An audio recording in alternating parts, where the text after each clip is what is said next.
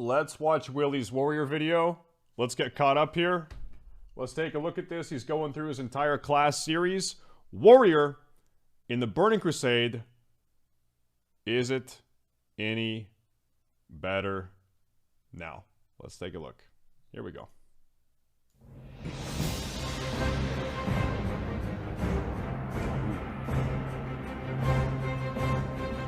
All right. Hello ladies and gentlemen, WillE here. With TBC confirmed, it's about time we did a little bit of a class update. Let's take a look back at each class in the Burning Crusade, their performance overall, and hopefully help you make your choice moving forwards. We will be looking at what's new in terms of talents and abilities, leveling, PvE, who's the new king of the meter, PvP, has much changed, and tier sets which actually exist for every specialization now. And through this I hope to answer, is your class any better now? Okay. Our warrior's better. Okay. Alright. Let's take a look. Outland, huh? No doubt this will be just as much of a joke as Classic was for me. Full Phase 6 Bis Fury Warrior looking for guild. Warlock LFG, I haven't played since Phase 2, but I've shadowbowed on 3 separate keybinds. Yep, over here, welcome. Come this way, right this way. I, must have posted in the wrong channel. Let me try that again. Full Phase 6 Abyss Fury Warrior, looking for guild. Hunter need guild. I just boosted to 58 and I don't really know what I'm doing, but I've got that macro that make Mr. Kitty go brrrr. Listen, dude, like, you know what this is? You know, like, you know how people are shitting on warlocks, one button rotation, whatever. Like, you know in high school how you're like dumbass fucking 85 IQ jocks try to bully the nerds? Nerd. Fucking nerd. Like, that's what this is. You have like actual fucking brain dead, smooth brain, dumb fuck ass fucking brown bar warrior motherfuckers that are trying to bully the warlock. It's like, bro, just because you can't comprehend the nuance, okay, and the intricate gameplay does not mean it doesn't exist, dumbass. Absolute dumbass. Warriors. Oh, right over here, right this way. Nope. Over here, sir. Nope. What the? Hey, I see you're recruiting there. Do you need a Fury Warrior? I was the top passer on the server in Phase 6, and I'd love to, but we're full on melee. Sorry about that. Good luck on the search, though. But you only have 3 non-tank melee in the entire raid. Yep, sorry, hands are tied here. You know, we're full. It is how it is. Oh my god. Let me in. Let me in!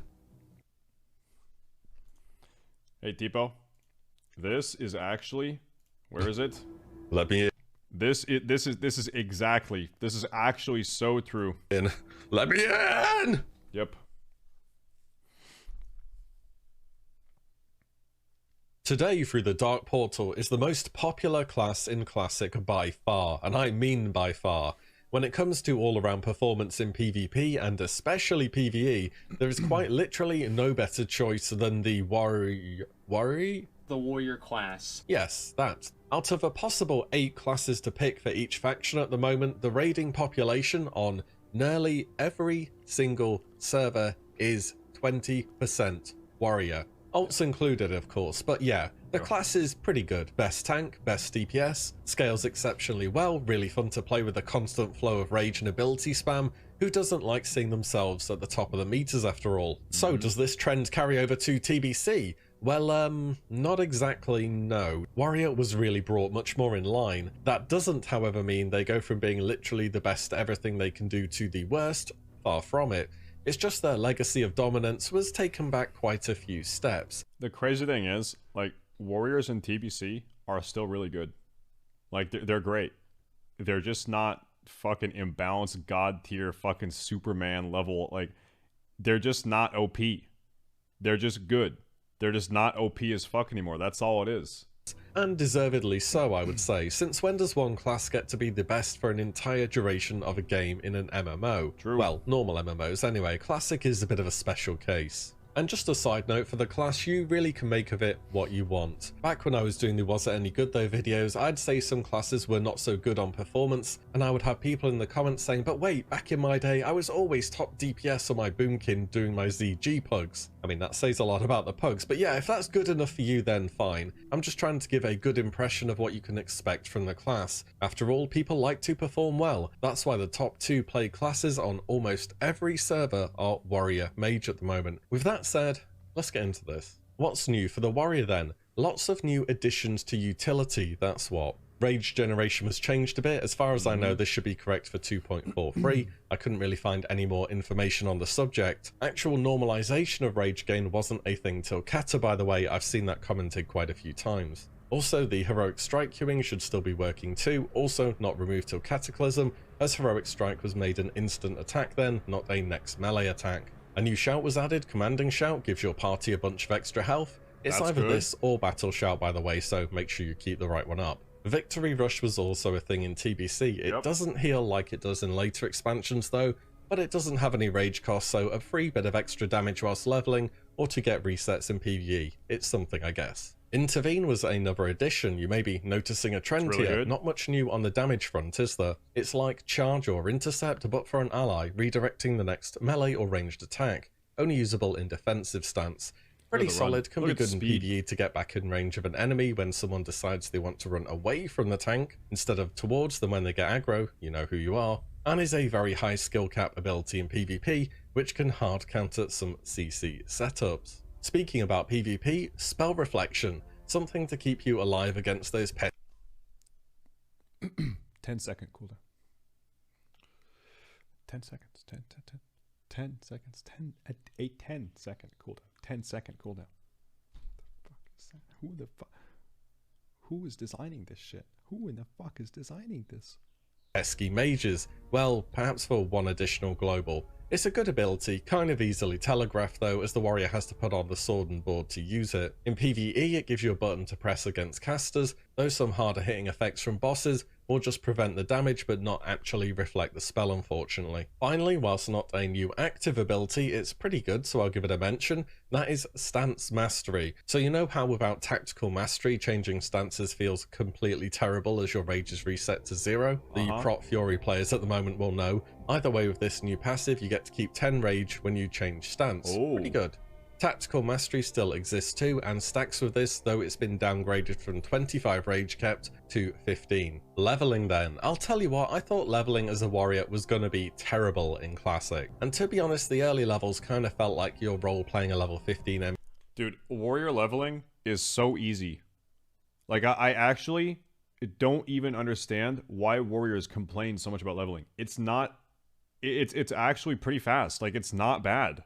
It's not bad. But then warriors just complain all fucking day about it. I don't get it. It's not that bad at all, man. It's easy. NPC that has about one meaningful ability, but once you get through not some that levels, bad. you pick up Sweeping Strikes, Whirlwind, Mortal Strike. The class really comes alive, and it's a lot of fun. Admittedly, I did level as much as I could with world buffs, and even in TBC, they will still work up to level 63, though I wouldn't really expect Oni to be getting reset or dropped multiple times a day anymore as people move onto the new content, or, you know, just boost past the whole Phoenix. thing. Five is But almost with 2 Victory Rush, charms. more readily available gear through early Thank quests, you. especially weapons, I reckon it won't be quite as painful as it's been made out to be. Oh, also stock up on bandages and potions, True. the usual for warriors really. Also, whatever you hear about warriors, their AoE is very good for a Like, how many of these warriors that complain about leveling do you think, like, don't have first aid, have never played any other class ever, are fucking backpedaling in keyboard? Like, dude, I'm telling you, like, it's not that bad. Warrior leveling is not that bad. It's not. melee class at least. They will be strong actually in really dungeon fun. content or where Leveling their is ability fun. to cleave will come in, such as Kara or ZA. Right then, on to PvE. This is where things get interesting for the warrior. So in Classic, they are number 1, and they have been from the moment the servers launch till whenever we go through the Dark Portal, and there are a number of reasons for that, some of which go away with TBC. Out of every class, warriors get the most benefit from world buffs, as a DPS and to a lesser extent a tank that is dependent on dealing crits to generate rage. Being able to get crit chance for free through world buffs was a pretty big deal. They had good baseline scaling through strength and agility, the latest version of Bloodthirst, 2 huge DPS cooldowns in Death Wish and Recklessness, heroic strike queuing, and well, just the rage mechanic in general. More I'm so happy I never have to hear about world buffs, man. I feel like I'm playing the TBC beta, right? And I have people come in, like I'm level 67, I'm level 65, playing the TBC beta. I got people coming in chat. They're like, yo, Staysafe, why don't you go get Ani buff? It's going to make you level faster. Yo, why don't you go get Zanza? It's going to make... It's like... I feel like these people... You ever been to a party and everyone's like hanging out, having a good time, and there's one guy, he comes up, he's like, hey, dude, anyone have any Coke? Hey, do you know anyone at the party who's any Coke? Or like, yo, who's got the fucking, who's got the shit, right? It's like, dude, no, like, relax. It's like, relax, okay? Relax. No one has any Coke. No, we don't need it. It's fine. gear, more damage, more crits, more rage, more pumping. The class just scales so well. It's train. Okay, dude. And Okay. TBC is sort of the start of what Warriors would go on to see. Thank you, for, Waffles, well, thank you. Quite a few expansions to come. It's similar to what Fire Mages experience. When you have a class that needs to crit to really put out damage, and then you take a lot of that crit away at the start of the expansion, it takes them a while to get going again. Also, itemization in TBC only really starts to throw melee a bone towards the later tiers, when a lot of armor penetration items become available. Warriors don't even do that bad damage, to be honest. It's just smaller raid sides, more limited raid slots due to wanting a wide variety of specs for utility, particularly melee unfriendly mechanics in earlier tiers of raiding, which have now been confirmed to be pre-nerf. And the fact that Warrior is way overrepresented in Classic at the moment. It doesn't exactly help their case that the one unique buff they can bring baseline to the raid is Commanding Shout. And that's just some extra health for your party. This will make Warriors overall less of a desirable class to bring along than they are at the moment. And I don't want to scaremonger, of course, it depends on your... Well, yeah, like, dude, yeah, that goes to say, you look at a vanilla WoW raid roster, and sincerely, over half the roster is fucking Warriors. You have 40 people in the raid, and 23 of them are Warriors. Yeah, like, it's not gonna be like that anymore. Yeah, thank fuck, yeah. Raid content will be clearable with a suboptimal setup. I'm more than just a bit sure about that. And there is a lot more to raids than speed and efficiency. I get it. It's just, you shouldn't expect to be the guy who is always at the top of the meters anymore. Well, not for a long time anyway. So let's talk specializations. Fury first. Here we are then.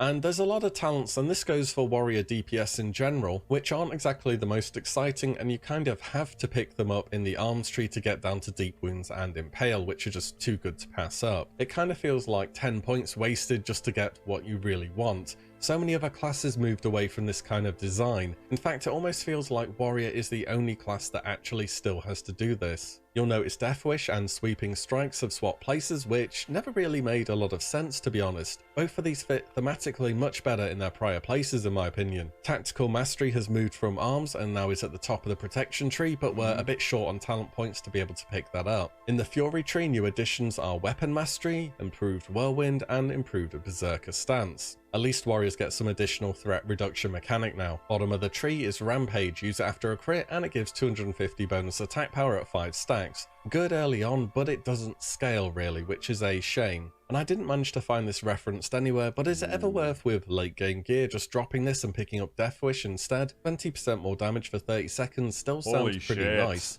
Maybe fights are long enough to where it's not worth it though, just a thought. And I would personally also take Piercing Howl, I just like the ability. Another new addition for Fury for the Whirlwind ability is you attack with both your main and offhand weapons now. And speaking of cleave, Sweeping Strikes is moved up from 5 attacks to 10, so you can see why their AoE is still pretty solid. Yeah, that's actually Expect a really Fury big buff. to be a cleaving machine in dungeons and 10-man content, though it won't come into its stride in terms of single target damage as it does at the moment in Classic for quite some time. Though there is another spec Warriors will be running in PvE content too, and I'd bet this one will be more frequently seen. And the reason for that is it does bring a unique benefit for the entire raid, and that is Arms Warriors. I can't help feel like Arms was designed to be the PvP spec for the expansion, but one little talent near the bottom of the tree made it into the PvE spec as well, which is nice, I guess, some variance. You get to swing around a big sword, you get to see big crits, and everybody gets Wind Fury, so it looks like a pretty fun spec actually. Until you hear, and you may or may not be happy about this one, but you're going to be using Slam. Yep, that ability that's casted forces you to stand still and doesn't really fit with how melee classes feel in WoW. Well, that's how I see it at least. Here's our talents. Notably, Slam is reduced by a full 1 second now, a big reason towards its new viability. Going as far into Fury as we can for some talent points into Flurry, more attack speed is always great. Over in the arms tree, it's pretty similar to Classic really. New additions are improved disciplines, more rec uptime, love to see it. Getting Mortal Strike of course, that will be used in between slams. And the big addition, I suppose, is Blood Frenzy. This should be permanently up from your crits on deep wounds. 4% more physical damage for the entire raid, which is very good. Your hunters will love it. You'll also note we have Death Wish and Sweeping Strikes here, and unlike Fury, you do have a big, meaty two-hander, and are fully benefiting from those 10 cleaved attacks. Add a rec on top of that, and warriors can really put out massive burst cleave. This is kind of their niche special. Dude, I gotta say, like, playing warrior is really fucking fun. I've played, I don't know, like over half of the classes at level 60 or all the way to 60 in Classic WoW. Warrior in Classic definitely, I think, does feel like the most complete class. It feels like it feels really well rounded out. In TBC, a bunch of other classes like kind of catch up to it, but as far as like feeling rounded out, but man, even though warrior is not like, you know, it's not the #1 thing in TBC anymore, it's still good and it's still really fun. Yeah. Speciality now actually. At the bottom of the arms tree is Endless Rage, just a flat 25% more rage from damage dealt, which is pretty nice, keeps the resources going very well. It just tends to be the extra talents over in the Fury tree edge it out. And I know I haven't really gone over this for other classes, but professions are also worth a quick mention for the warrior when it comes to DPS. More specifically, that blacksmithing is really good. Makes sense, a warrior would want this profession, right? Reason being is we really want to be able to guarantee that What's #1 in TBC? Since warrior isn't.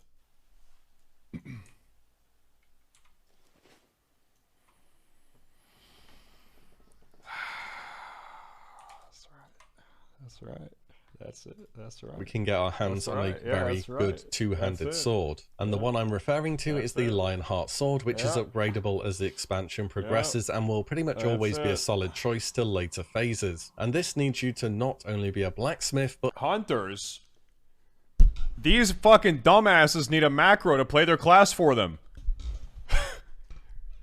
You got these motherfuckers worried they're gonna have to press more than one button.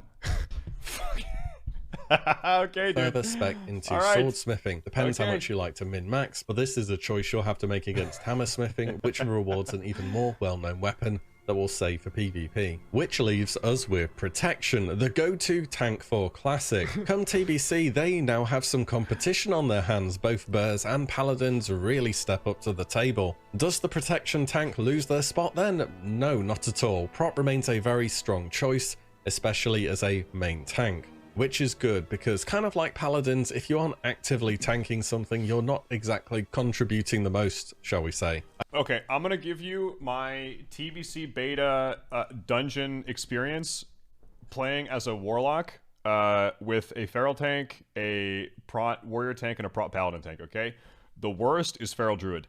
If there's a feral druid tanking a pack of mobs in a dungeon, I'm not even talking AoE. Like, I'm not hellfiring, I'm not rate of firing. If I multi-dot corruption, if I tab target and throw a bunch of corruptions out, I'll pull threat on like 4 things. I will, just my corruption. No AoE, just my corruption will pull threat. It's fucking terrible. Okay, now a warrior tank, I can multi-tab corruption, that's fine. But if I AoE, if I hellfire on top of that, I'm pulling everything, okay? Everything I'm gonna pull. Then you have a prod paladin. If I'm on my warlock in a dungeon run with my fucking prod paladin, dude, I'm multi-tabbing corruption and agony and hellfiring. I pop a sapper, like, dude, whatever the fuck. Like, I'm doing all that shit, and that prod paladin, boom, it's sticking to him, man. It's nice. I suppose I should mention Prot Fury as well, the go-to tanking style for guilds that really want to push performance. Is it still a thing in TBC? Well, it's not supposed to be, and the content is pre-nerf, but I don't want to be never say never about this. At the end of the day, Prot Fury only ever existed in Classic due to the threat meter game between the tank and the DPS. It just generates the most threat, and if you can... Dude, I don't even... Where is this weapon from? What is this? Is this like some like PvP mace that I've never... Where is this from? I've never even seen this. SSC? This is Rising Tide? Really? I thought Rising Tide had like a... I thought it looked like a fucking clamshell or something. Huh? It's from Black Temple?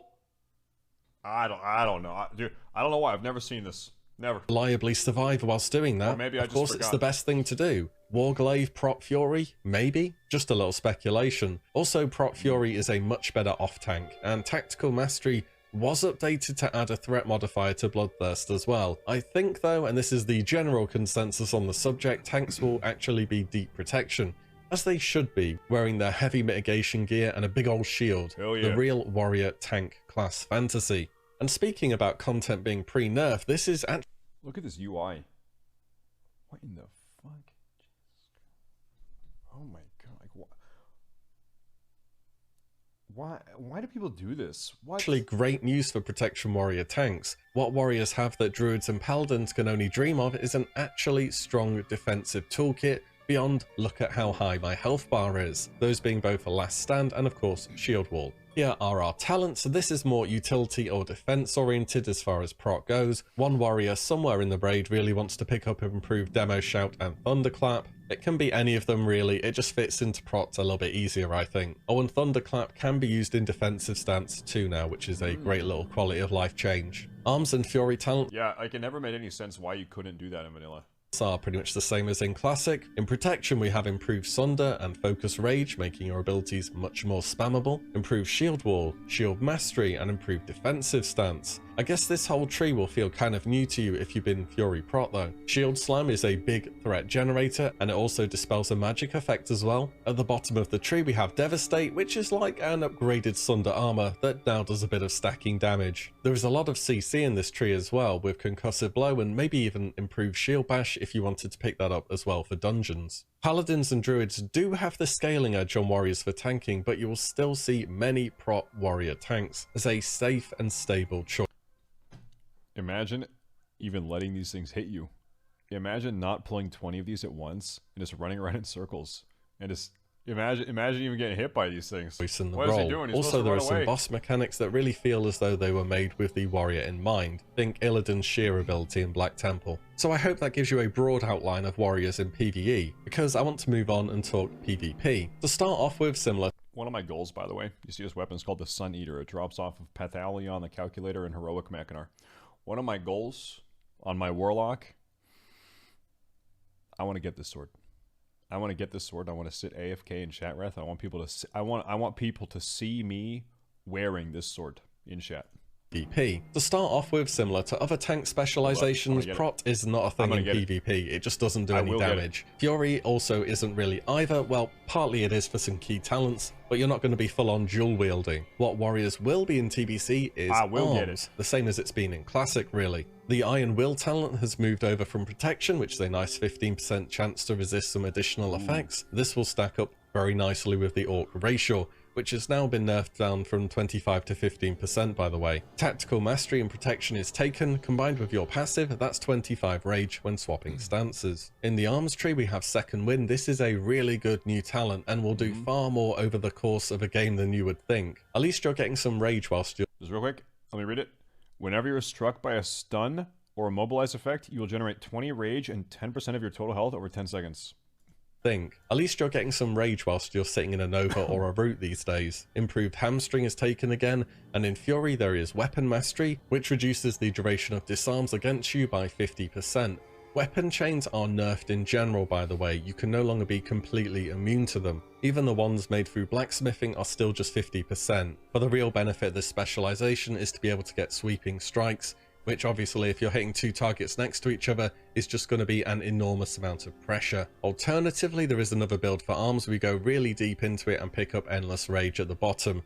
This also allows you to get improved intercept, which stacks up nicely with the PvP 4 set, leaving you with a 20-second cooldown on intercept, which That's is really solid. good. PvP wise is where you consider hammersmithing That's pretty instead good. of swordsmithing for Deep Thunder, which should be available from launch, and then in phase 2, Storm, or more commonly known, Stun Herald. It's just got a ton of stats, a very good proc that can single-handedly swing games. Also, it's 3.8 speed, whilst the PvP alternative weapons are 3.6, and for arms, slower is always better. Your abilities scale off your weapon's base damage.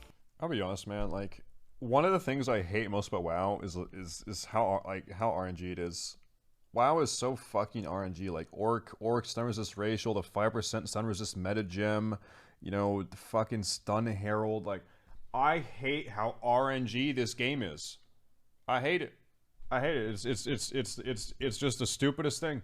This is why you would also consider Mace Spec, which is yet another stun on its own diminishing returns and also generates you a little bit of rage. Or you can just go Sword, get a Shaman in your group and pray for Wind Fury RNG. Arms in TBC is kind of like Classic, they're not really up to much solo, but with some adequate support they can turn into a force to be reckoned with in all arena brackets. Not forgetting Mortal Strike, of course. This is really the big selling point of the Warrior, I would say. The easiest to apply 50% healing reduction effect. This makes Warriors a very high pressure class when given uptime, with some strong capabilities. The Storm Herald stun is off the regular stun DR? Yeah, of course it is. Yeah. If you crit, and sometimes some very good CC. Maces are a bit RNG heavy. Warriors are most commonly seen with Druids in 2s and with Lock Druid in 3s, though they do fit into quite a wide variety of comps. And whilst they can see some longer games compared to other classes, they are a real mainstay in PvP content for TBC. So let's finish up on some tier sets. The big news is now both DPS and tanking specs get a separate set, which is really nice. Tier 4, the Warbringer armor,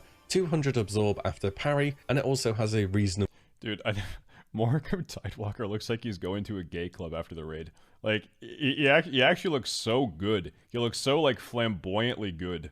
He looks like a goddamn bear on his way to the club. Looks so hot. Good proc chance. In TBC, however, you still don't generate rage when damage is absorbed or dealt for that matter. Perhaps it is worth when enough things are hitting you. The 4 set is 10% more damage after a revenge hit. It's okay once again. Warrior threat generation is more about ability usage rather than dealing damage, I appreciate it, man. but it helps. For DPS, 2 set Whirlwind 5 less rage, and 4 set 2 more rage after one of your attacks is dodged or parried. So yeah, not bad actually. Both are doing things for your damage, which is a positive. Tier 5, Destroyer armor. Protection when you get hit by the first attack after shield. This set looks so bad. You look like a fucking you look like a Beetleborg. Remember that old show from the 90s? It was like a Power Rangers knockoff.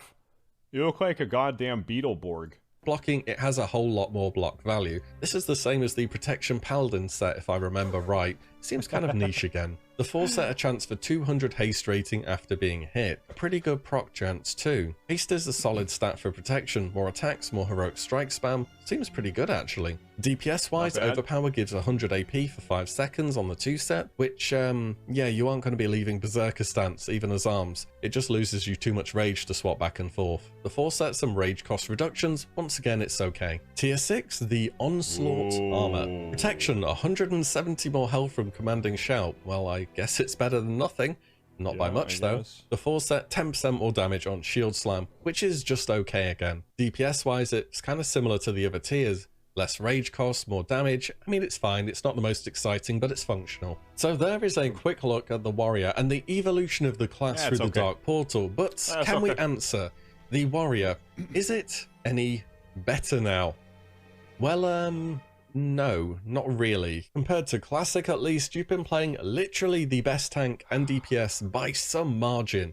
If the class got any better, they would have been on par with Wrath of the Lich King released Death Knights or Ret Paladins. No one class should remain that broken for that long. Blizzard kinda had to bring them back in line, which... I don't know what it is, but like... Dude, all these warriors being so fucking mad, like, it just makes me so happy.